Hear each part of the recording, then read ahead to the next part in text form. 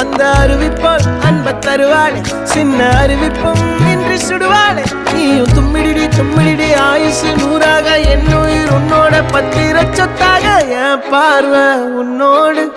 உன் பொம்மை கண்ணோடு பேசாமல் விண்ணோடு